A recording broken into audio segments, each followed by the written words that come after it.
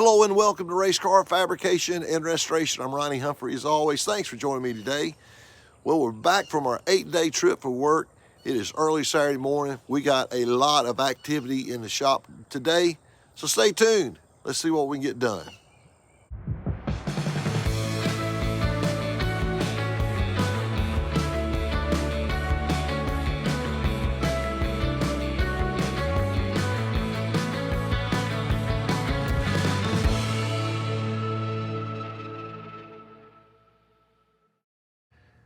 Well, as you saw in our last video, we picked up this Ford T-Bird out in Louisville, Kentucky. And obviously we are very supportive of Bojangles, and we are going to be working for them later on this year. Got a chance to get this car, and it was awesome to get it. I've already had the keyboard warriors tell me that some of the stuff is not correct on the car.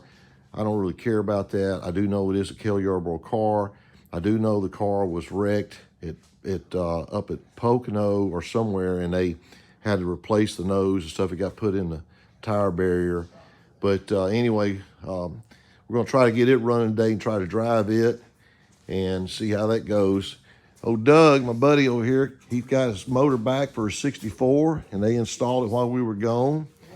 And his lovely wife, Kim, they are doing everything they can to try to get this thing ready. Buddies will come over a little bit and get it cranked up. But I'm glad I wasn't here for that, because that would have been a job. But they're going to put a new cam gear on the camshaft, and Buddy's going to help them get it running. So that's what we're going to do first today. Try to concentrate on this thing as far as first thing. We're going to get this motor cranked up again, and we're going to try to drive it down the road. I want to check transmission and stuff and brakes, and that's where we're at.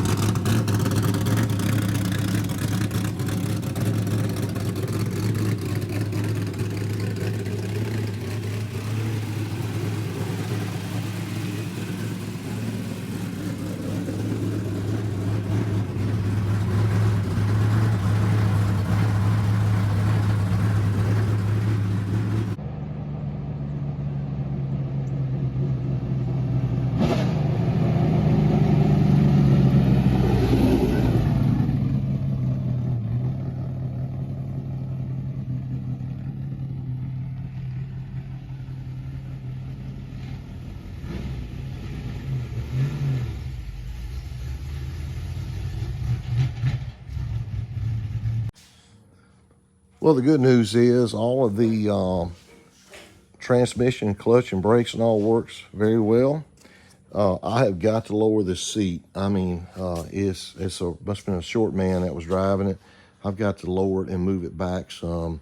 I hope we have enough space. I definitely can. I know it'll go down, and we're definitely going to lower it some. But oil pressure, everything's good. We do have the leak. We were suspicious about a leak in the rear main, and it definitely does have a little oil leak. So we're going to have to address that. We'll have to get this truck off the rack here, get that up on the lift. And Buddy's thinking it may be a rear piece, snap-on seal from the back. That sure would be great, because I do not want to pull the motor out of this thing, but I got to find out. I'm not a Ford guy, so I'm having to learn this. They're getting a little bit further here on the 64. Buddy swapped the gear on the back on the bottom of the distributor. They actually put a roller in this thing. Brandon and them did down there, put a roller cam in it, and so we'll put a brass distributor gear on it. So get that thing down, and hopefully soon get distributor in, see if that thing will pop off. Well, Doug's hooking up the oil pressure line, I guess, a pressure switch, and well, look at that motor. Is that not unbelievable? Unbelievable. But they're going to drop a distributor in here, and I guess it comes with a carburetor. But hope to be able to fire this thing up here pretty quick. these are a couple new dash panels. Oh man, there's all-time places to spend more money, I guess. But man. There's the gas pedal. Oh, so imagine. There's the brake pedal. Yeah, man, that is nice. They just got the carburetor on it, and we'll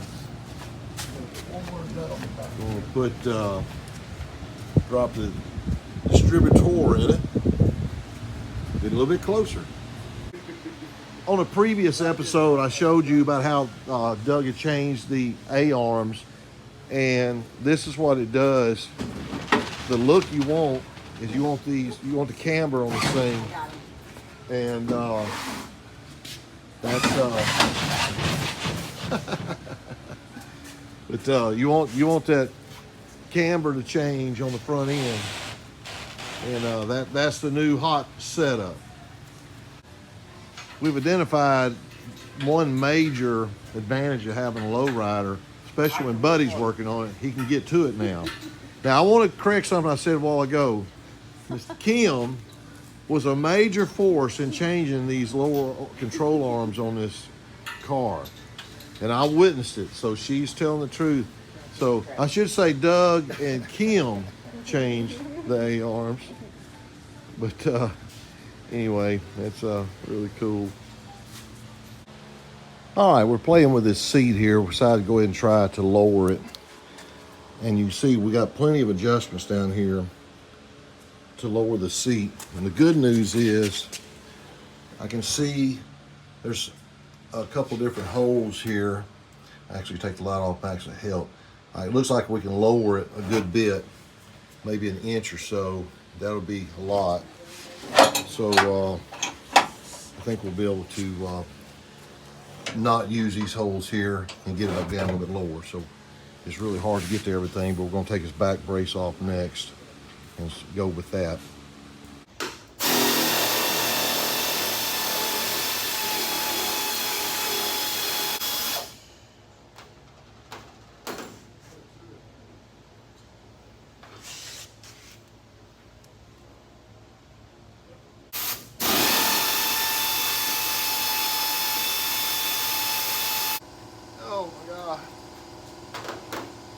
Nothing worse than we're trying to move seats.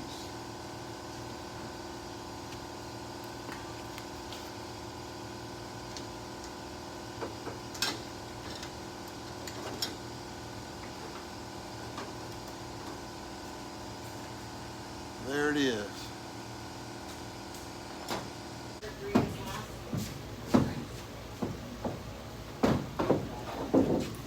Wow. Okay, the reason the seat won't go down is that bar right there. Why they put that in there, I don't know. Yeah, I'm not too impressed so far. Well, finally got the seat out. They had this Fireline tie strap to the passenger side of the seat over there. I couldn't see it, but why in the world went there and they added this bar? The bar, the anti-sub strap, needs to go through that loop up there. Why in the world? So I had to take the seat all the way out in order to cut this bar out in order to lower it. So it is what it is, but that's fixing to come out. Fixing to be some sparks flying.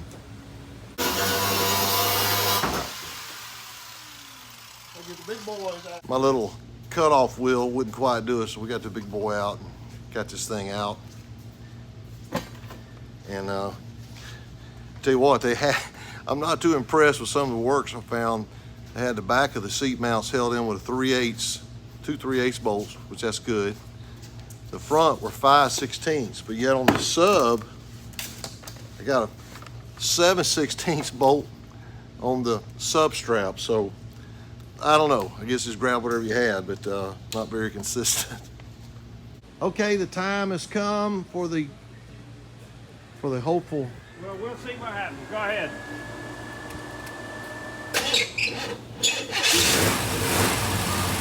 Hey! Sounds like a new motor.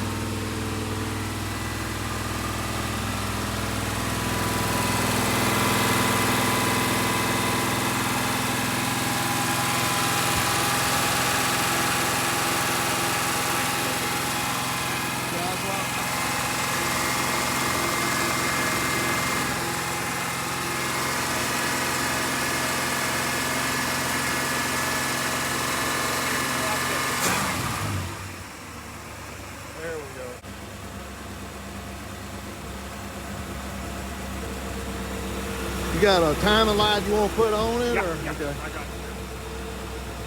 Man, that sounds great. I mean, that sounds great. Are you sure there's nothing wrong with it? It's going, it's not going to poop, poop, poop, poop. Yeah. Not now, it ain't it? let's see how smooth that sounds.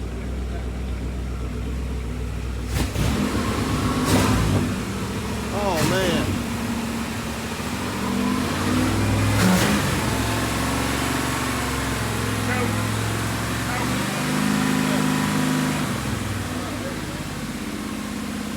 All right, that's fantastic right there, guys.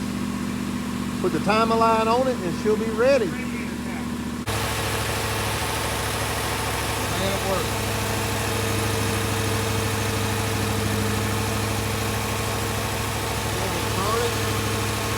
Yeah, we got to advance it.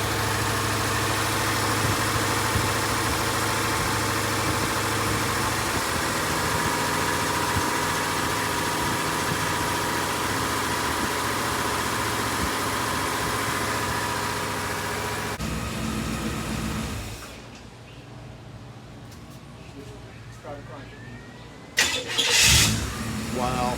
Wow. Wow, wow, wow.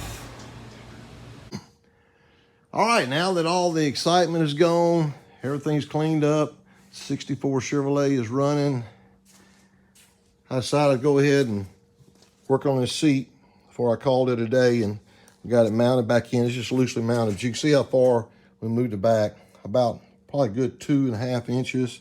The main thing, we lowered the bottom of it and leaned it back probably, I'd say a good 2 inches that way. So 2 inches in there means a whole lot in the comfort of the car. So we had to get the bottom of it down. So we accomplished that. Good thing is, we're going to just drill one hole back here. The other hole lines up on the back. So we're good. So I'm really excited about that. Well, that wraps up another Saturday here in the shop. And the most important thing, we got the 64 running for Doug and Kim, and they're going to come pick it up tomorrow. And we got the seat repositioned in the new Thunderbird, and that's exciting too. So I appreciate you guys watching as always. Don't forget to hit that like button and that subscribe button. I would greatly appreciate it. Have a fantastic rest of your day. We'll see you next time on Race Car Fabrication and Restoration. God bless you. You take care.